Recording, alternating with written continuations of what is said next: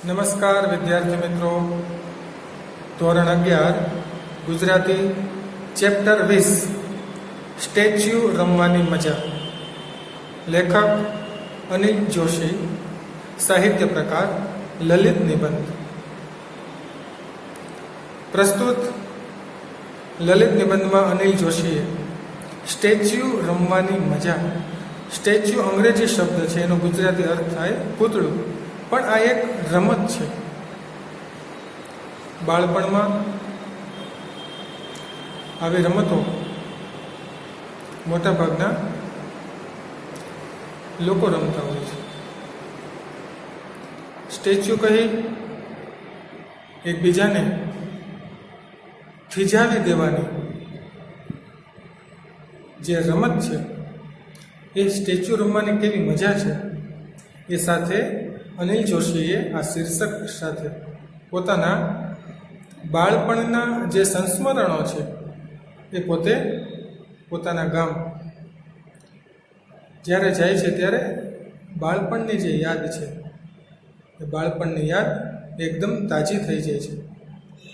અને તે જે સ્ટેચ્યુની રમત રમતા એમાં જે એક એમનો મિત્ર ઝીણો, તે એટલો બધો આ રમતમાં હોશિયાર કે એ લેખક અને એમના મિત્રોને એ સ્ટેચ્યુ કહીને ગમે ત્યારે થીજવી દે. એટલે કે આપ સૌ જાણતા હશો કે સ્ટેચ્યુની રમતમાં હલનચલન કરવાનું ન હોય, પણ લેખક અને એના બીજા મિત્રો, ઝીણો પણ એમનો મિત્ર જ છે, પણ ઝીણાને સ્ટેચ્યુ કહી અને થીજાવી દેવાની ઘણી વખત લેખક અને એમના મિત્રોએ પ્રયત્નો કર્યા છે. તેમ છતાંય એ ઝીણાને ક્યારેય સ્ટેચ્યુ બનાવી શક્યા નથી અથવા સ્ટેચ્યુ કહી શક્યા નથી. પરંતુ એક દિવસ ઝીણાને કોઈ સ્ટેચ્યુ નથી કીધું, તેમ છતાં એક આકસ્મિક જે દુઃખદ ઘટના ઘટે છે એનો અહીં લેખકે ઉલ્લેખ કર્યો છે. કે ઝીણો છે એ વીજળીના તાર સાથે ચોંટી જાય છે અને લોકો જે બૂમાબૂમ કરે છે, ફળિયાના લોકો ભેગા થઈ જાય છે અને વીજળીનો પ્રવાહ બંધ કરી ઝીણાને થાંભલેથી નીચે ઉતારવામાં આવે છે. લેખક જ્યારે અત્યારે હવે મોટી ઉંમરે લેખક પોતાના વતન જાય છે અને પાછા ફરે છે ત્યારે થાંભલાને જોઈને એ પોતે બાળપણની યાદમાં ખોવાઈ જાય છે. અહીં બાળપણના સંસ્મરણો જ છે. અને ઝીણાને કોઈ સ્ટેચ્યુ નથી કીધું, તેમ છતાંય એ વીજળીના તાર સાથે સ્ટેચ્યુ થઈ જાય છે. દુઃખદ ઘટના છે. પણ અહીં આ વાત સાથે લેખક જે વાતને જોડે છે, ઈશ્વર પણ ઝીણાને જેમ ચબરાક છે, હોશિયાર છે, એણે ઝીણાને સ્ટેચ્યુ કરી દીધું. એટલે જન્મ અને મરણ ઈશ્વરના હાથની વાત છે. ઈશ્વર જ્યારે ધારે ત્યારે કોઈ પણને એ સ્ટેચ્યુ કહી દે, એટલે કે એને મૃત્યુ આપી શકે છે. તો પછી લેખક એમ કહે છે કે જીવનનો મતલબ જ મૃત્યુ હોય તો લોકો શા માટે જીવનમાં આટલી બધી બળતરાઓ, દુઃખી થઈ જીવ બાળે છે? એના કરતાં તો જીવન જે છે એ રમતમાં, જીવન નામની રમતમાં ખેલદિલી દાખવે આનંદથી જીવન પસાર થાય, એ વાતનો અહીં ઉલ્લેખ કરે છે. ભલે વાત દુઃખદ ઘટનાની છે, પણ એના પરથી લેખક જે સમગ્ર માનવજાતને જે એક શીખ આપે છે, એક મેસેજ આપે છે કે ક્યારે કોઈનું મરણ થાય એ કોઈને ચોક્કસ તિથિવાર ખબર નથી. તો પછી માણસ જે જીવનની જે રમત છે એ જીવનની રમતમાં ખેલદિલી દાખવે, એટલે કે આનંદ કરતાં કરતાં જીવન પસાર કરવું જોઈએ. ખોટી જે દુઃખી થઈને જીવ બાળે છે એના કરતાં તો બેટર છે કે હસતા હસતા જીવન જીવીએ. આમ બાળપણના જે સંસ્મરણો છે, જે એની મનમાં જે બાળપણની યાદો છે, એ યાદને અહીં લેખકે આ લલિત નિબંધમાં સ્ટેચ્યુ રમવાની મજા એ શીર્ષક આપીને પોતે જે બાળપણમાં રમત રમતા એ રમતને શીર્ષક આપી અને એક જે એ રમત સાથે એક જે આકસ્મિક દુર્ઘટના જોડાયેલી છે, ઝીણાનું જે કાળે અવસાન થાય છે. ભલે રમત નહોતા રમતા, પણ જેનો છે એ વીજળીના તાર સાથે સ્ટેચ્યુ થઈ જાય, એટલે કે એને વીજળીનો કરંટ લાગવાથી જેનો છે એ તાર સાથે ચોંટી જાય છે, વીજળીનો કરંટ લાગવાથી, એટલે કે ત્યાં જે સ્ટેચ્યુ થઈ જાય છે, શોક લાગે છે વીજળીનો. અને ઈશ્વર એને ઝીણાની માફક ઈશ્વર પણ હોશિયાર છે, ચબરાક છે. જેમ ઝીણાને લેખક અને એના મિત્રો ક્યારે સ્ટેચ્યુ નથી કરી શક્યા, એમ ઈશ્વરે ઝીણાને સ્ટેચ્યુ કરી દીધું. અને આ વાત સાથે, દુઃખદ વાત સાથે, કે જે જીવનનો મર્મ, જીવન કઈ રીતે જીવવું જોઈએ એ વાતને અહીં જોડી દીધી છે. એટલે આ લલિત નિબંધમાં લેખકના બાળપણના સંસ્મરણોની વાત કરેલી છે, એ સાથે જ એક જીવનનો સંદેશો પણ જોડાયેલો છે. તો સૌપ્રથમ આપણે લેખકનો પરિચય, ત્યારબાદ ટેક્સ્ટ બુકમાં આપણે ટૂંક સારાંશ, અને પછી ચેપ્ટરનો ક્રમશઃ અભ્યાસ કરીશું. સ્ટેચ્યુ રમવાની મજા. સ્ટેચ્યુનો અર્થ આપ સમજી ગયા હશો. એક રમત છે સ્ટેચ્યુ એટલે પૂતળું. અનિલ જોશી એના લેખક. તેઓ કવિ, નિબંધકાર એવા અનિલ રામનાથ જોશીનું જન્મસ્થળ અને વતન ગોંડલ છે, કે તેમણે કવિતાઓ લખી છે. એટલે કવિ અને નિબંધકાર, એમણે નિબંધો લખ્યા છે. એટલે કે ગુજરાતી સાહિત્યના જે વિવિધ સ્વરૂપો છે, જેમ પદ્ય એટલે કાવ્યના ઘણા સ્વરૂપોમાં કાવ્ય લખાતું હોય, એમ ગદ્ય પણ કેટલાય પ્રકારો છે, એ ગદ્યના અલગ અલગ પ્રકારોમાં લેખકો લખતા હોય છે. તો અહીં અનિલ જોશીએ પોતાની જે કલમ છે, જે ગુજરાતી સાહિત્યની સેવા કરી છે, એ કવિ અને નિબંધકાર તરીકે એ જાણીતા છે. કવિ નિબંધકાર અનિલ રમાનાથ જોશીનું જન્મસ્થળ અને વતન ગોંડલ છે. પ્રાથમિક માધ્યમિક શિક્ષણ ગોંડલ અને મોરબીમાં લીધું. HK આર્ટ્સ કોલેજ અમદાવાદથી સ્નાતક થયા. કોલેજના 3 વર્ષ તેઓ અમદાવાદમાં અભ્યાસ કરે છે. બાકી માધ્યમિક અને પ્રાથમિક શિક્ષણ તેણે ગોંડલ અને મોરબીમાં લીધું છે. તેઓ શિક્ષક પરિચય ટ્રસ્ટના સહસંપાદક અને મુંબઈ મ્યુનિસિપલ કોર્પોરેશનમાં લેંગ્વેજ ડેવલપમેન્ટ પ્રોજેક્ટમાં ગુજરાતી ભાષાના મુખ્ય સલાહકાર તરીકે સંકળાયેલા, એટલે કે જોડાયેલા હતા. કદાચ, બરફના પંખી અને ઓરા આવો તો વાત કરીએ એ એમના મુખ્ય કાવ્ય સંગ્રહો છે. આધુનિક ગીત કવિતાની ખૂબીઓ તેમની રચનાઓમાં છે. એમનો જે કાવ્ય સંગ્રહોના જે ગીત છે, એ ગીતમાં આપ જોશો તો આધુનિક જે ગીત કવિતા છે, આધુનિક કવિતાના જે નવા નવા વિષયો છે, એ એમની વિષયની ખૂબીઓ છે. આધુનિક જીવનની અનુભૂતિને તાજગી ભર્યા પ્રતીકો, કલ્પનો દ્વારા તેમણે પ્રગટ કરે છે. આધુનિક યુગના માણસનું જે સંવેદન છે, એ આધુનિક યુગનો માણસ જીવન જીવતા જીવતા જે પરિસ્થિતિમાંથી પસાર થાય છે, જે બાબત એમને લાગુ પડે છે, એવા બાબતો, એવા પ્રતીકો અને કલ્પનો સાથે એમણે પોતાની કવિતાઓને વિષય તરીકે નિરૂપી છે. આ ઉપરાંત ગઝલ અને અછાંદસ કાવ્ય રચનાઓ પણ તેમણે આપી છે, કે જે કાવ્ય છંદમાં નથી રચાય, આપણે એને અછાંદસ કહીએ છીએ. સ્ટેચ્યુ એમનો અંગત નિબંધનો, તો પવનની વ્યાસપીઠ તેમનો લલિત નિબંધોનો સંગ્રહ છે. તેમણે કેટલીક સુંદર બાળકથાઓ પણ આપી છે. તેમના સ્ટેચ્યુ નિબંધ સંગ્રહને 1990ના વર્ષનો દિલ્હી સાહિત્ય અકાદમીનો પુરસ્કાર એનાયત થયો હતો. આપણે જોયું કે અનિલ જોશીએ મુખ્યત્વે કવિ અને નિબંધકાર તરીકે પોતાની કલમ ચલાવી છે. તેમણે ઘણા બધા કાવ્ય સંગ્રહો અને નિબંધ સંગ્રહો આપ્યા છે. તેમના સ્ટેચ્યુ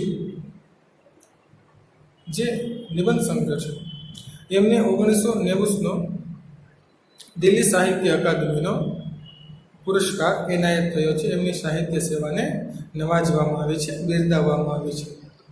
હવે વાત કરીએ આ ચેપ્ટરના ટૂંક સારાંશની. અગાઉ આપણે શીર્ષક અને આ જે ચેપ્ટર છે લલિત નિબંધ, એમાં લેખકના બચપણની સ્મૃતિઓ, બચપણની યાદ, બાળપણના જે સંસ્મરણો છે એ સાથે જે શીર્ષક છે સ્ટેચ્યુ રમવાની મજા, એ સ્ટેચ્યુ સાથે જે ઘટના જોડાયેલી છે અને એના દ્વારા જે જીવનનો મર્મ, જે જીવન સંદેશ લેખક આ ચેપ્ટર દ્વારા આપણને આપે છે એ આપણે અગાઉ ટૂંકમાં વાત કરેલી છે, પણ અહીં જે ટૂંક સારાંશ આપેલો છે એમનો અભ્યાસ કરીએ તો સ્ટેચ્યુ રમવાની મજા લલિત નિબંધમાં વતનના સંસ્કારોની સ્મૃતિ લેખકે આલેખી છે. કે વતનના સંસ્કારોની જે સ્મૃતિ છે, એ જે યાદ છે વતન સાથે જોડાયેલી, એ એમણે આ કૃતિમાં, આ ચેપ્ટરમાં એનું આલેખન કર્યું છે, એટલે કે બચપણના સંસ્મરણો લખ્યા છે. આ રચનામાં સર્જક પોતાની સંવેદનાને, એક લાગણીને જાત અભિવ્યક્તિનું રૂપ આપવાની મથામણ કરી છે. પોતે અહીં છે બાળપણના જે સંસ્મરણો છે, જે યાદ છે, એ કાયમ માટે દરેક લોકોના જીવન સાથે જોડાયેલી હોય છે. મુખ્યત્વે મા કહો અને મને સાચે જ બાળપણ સાંભળે, એટલે બાળપણની જે યાદો છે એ આપણા જીવનનું પાથું છે. બાળપણમાં જે દિવસો વ્યતીત કર્યા છે, જે શિક્ષણ લીધું છે, જે મિત્રો હતા, ભલે ઉંમર સાથે, ધંધા વ્યવસાય સાથે આપણે એકબીજાથી છૂટા પડીએ છીએ, પણ વતન જઈએ ત્યારે ચોક્કસ આ દિવસો અને મિત્રો આપણને યાદ કરીએ છીએ અને આપણે પણ એને યાદ કરીએ છીએ. એટલે આ એક જીવન સાથે જોડાયેલા સંસ્મરણો છે.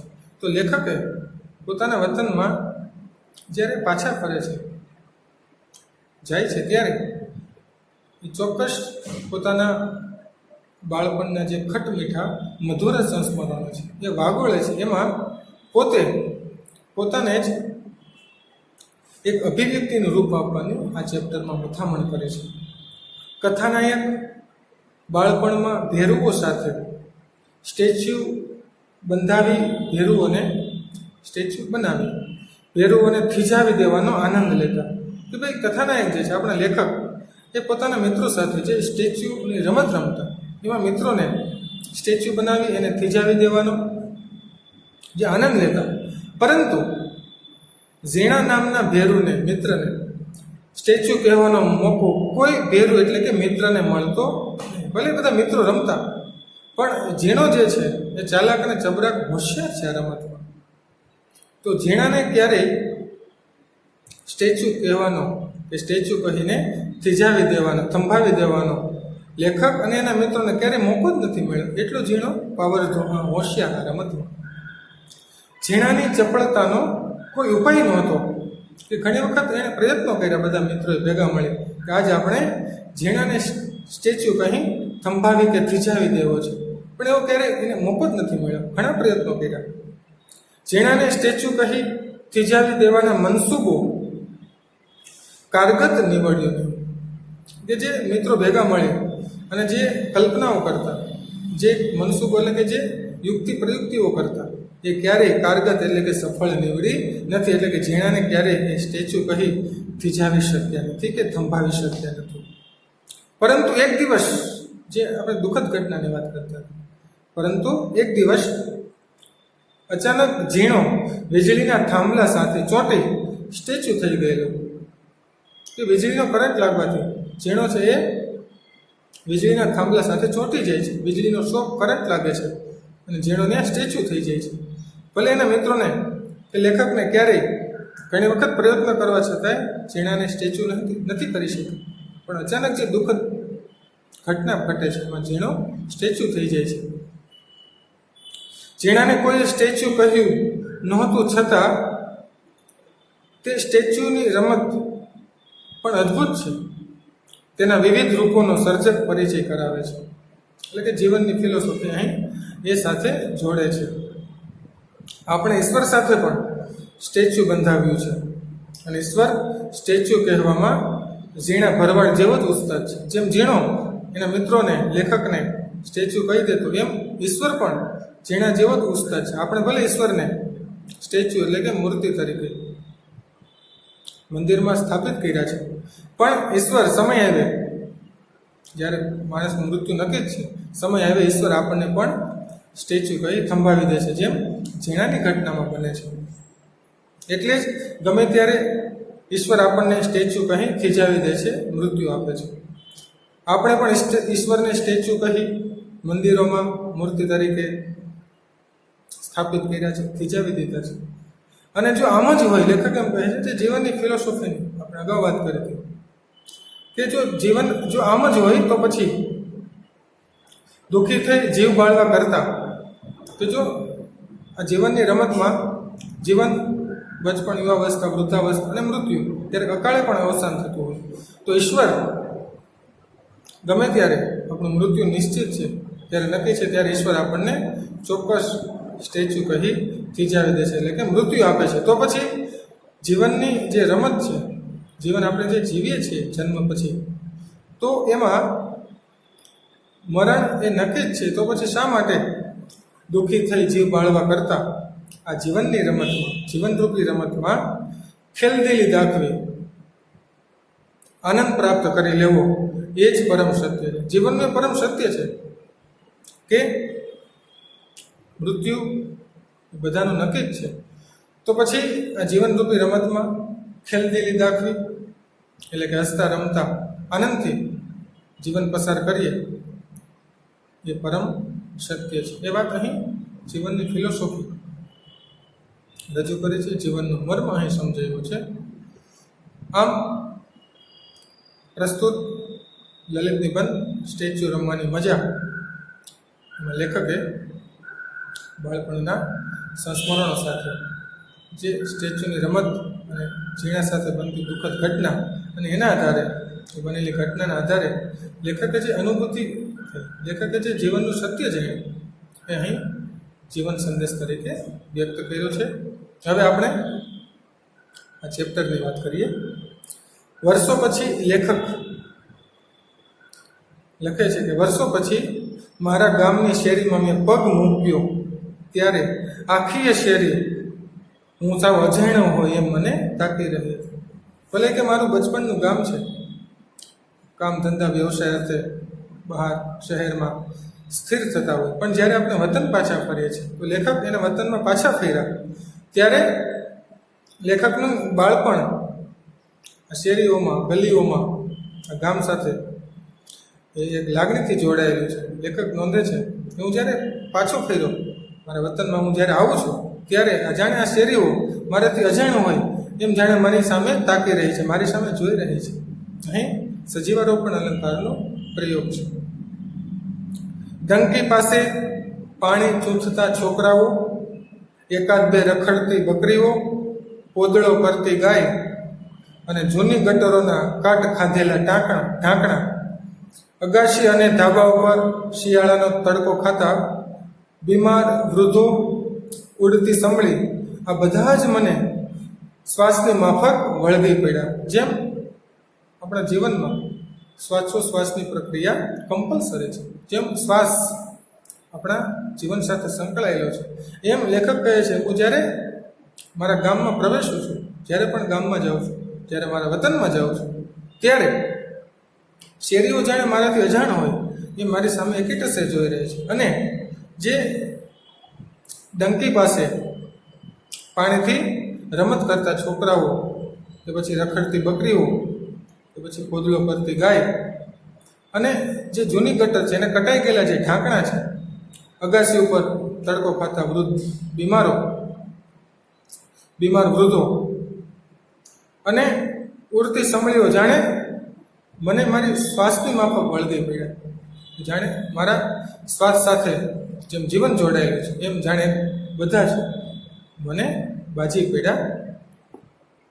આ બધા મને ઘેરી વળે છે, કારણ કે આ બધું જ લેખકે બચપણમાં જોયેલું છે, અનુભવેલું છે. એ બચપણમાં જ મોટા વતનમાં જ બાલ્યાવસ્થા પસાર કરે છે એટલે બધી જ વસ્તુઓ એક સાથે જેમ શ્વાસ આપણી સાથે જોડાયેલો છે એમ બધી જ વસ્તુઓ એક સાથે જાણે મને ઘેરી લે છે. બધી મને યાદ વસ્તુઓ જોતાં જ મારી બાળપણની બધી જ યાદો તાજી થઈ જાય છે. આમ હવે પછી આગળની વાત આપણે આ ચેપ્ટરના બીજા વિડીયો લેક્ચરમાં કરીશું.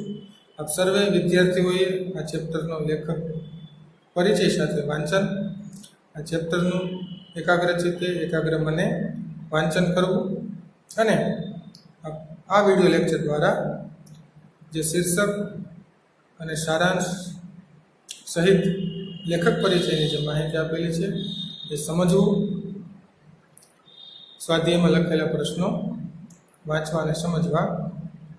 ફરી મળીશું આ ચેપ્ટરના નવા વિડીયો લેક્ચર સાથે, બીજા વિડીયો લેક્ચર સાથે. અસ્તુ.